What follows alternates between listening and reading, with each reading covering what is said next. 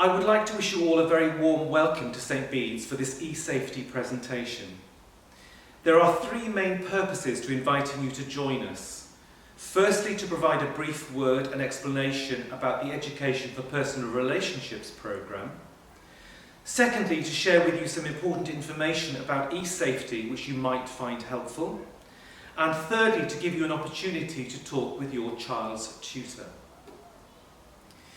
We want to make sure that everything is progressing well since the start of your child's first term at St Bede's. It is not an opportunity to go through details of assessment in each of the subject areas, but to look at how well your child has settled into life at college. If you have any concerns you want to share, then speaking with your child's tutor might be a good time to do that. If you want to tell us that everything is great, we will of course be delighted to hear that as well. We recently asked Year 7 how they felt they had settled into life at college, and responses were overwhelmingly positive. The comment I particularly enjoyed reading was, "I like how the teachers always say good morning and greet all of the children. I never expected the college to be as amazing as it is." However, the programme I want to draw your attention to, particularly this evening, is called Education for Personal Relationships, which includes sex education. For some, talking about sex and relationships is a fairly distant worry, but not for all. Every year when I am planning for this evening, I become increasingly aware of all the media coverage about young people, pornography and abusive relationships, and reflect on how we need to educate to protect our children.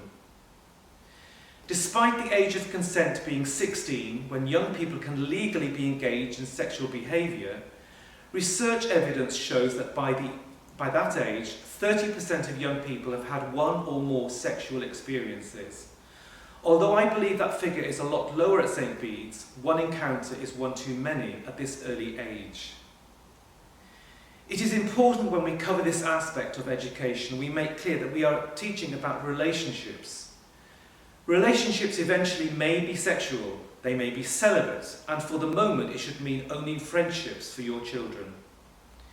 We believe that teaching about relationships and sex is a partnership between the school and home. We want to share with you what we will be discussing, which we hope you will support. The knowledge, attitude and values we are trying to teach are so important that they cannot be left to chance. At this age, being accepted by your friends is one of the most important things for most youngsters. They will say and do things that are out of character in order to feel more included. They become territorial, and within groups there are unwritten hierarchies. Most children are aware of these and will sometimes do things to improve their status within a group. They may accept dares or behave inappropriately to maintain or improve their status. This can be down to a lack of self-esteem or confidence. Have you recently said to your child, "Why did you do that?" and got a response that left you with more questions than understanding? Sending silly or offensive material or comments is much easier with social media than delivering the same message in a face-to-face encounter. And this is increasingly an issue for young people. I often ask them, would you have said that to the person's face? That is when the realisation of what they have done normally hits home and they begin to understand. I am, of course, talking about both boys and girls here. They each suffer similar and yet different pressures. With easy access to the internet, many youngsters are secretly viewing explicit material, and some of the latest research I read was that in the Southwest, 62% of under 16s had viewed pornography online, with many saying it had adversely affected their self-image.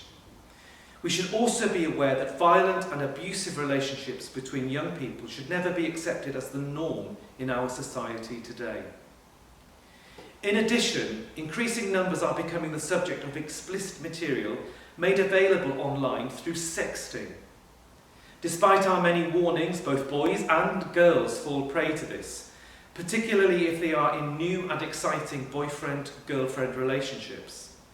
Getting them to fully understand that once they press send, they lose control of where that image can end up is crucial to preventing them from creating the image in the first place. It would be unwise to assume that your child would never do that.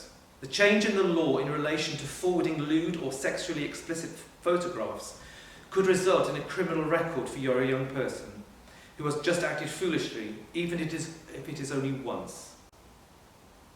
So a large part of our work on personal relationships is less about sex and more about equipping our young people with the skills not to accept what they see and hear as fact or normal, to question fully, to develop a sense of morality, a strong and confident sense of right and wrong, and the confidence to be able to stand up and be counted. And finally, to be able to say and mean no.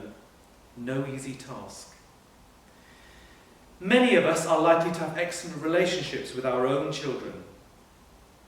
It is, however, a fact that a number of children and young people can't or won't talk to their parents about their worries or ask questions about sex and relationships. If this is the case, they are unlikely to share their worries with us, but some will. While the teacher is covering the Education for Personal Relationships programme, they will hopefully be able to seize opportunities presented to elicit questions and to clarify misconceptions. Within our programme, pupils will be given factual information and an opportunity to discuss moral issues in religious formation, science, and personal, social, and health education. Throughout the school experience, we have in place a curriculum which enables progression of learning and opportunities for pupils to deal with more complex, controversial issues as they mature. The approach which is used in teaching about relationships within a Catholic school is that which is in line with the teaching of our Church.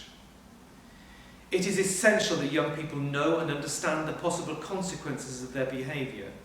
They must also know the facts concerning what is available to them and how to protect themselves and others, as well as the moral implications of the decisions that they take. Mr. McCarthy will explain what the programme covers, and Mrs. Powers will outline what is covered as part of the science curriculum. I hope you find the presentations informative and will support our work here at the college over the coming years.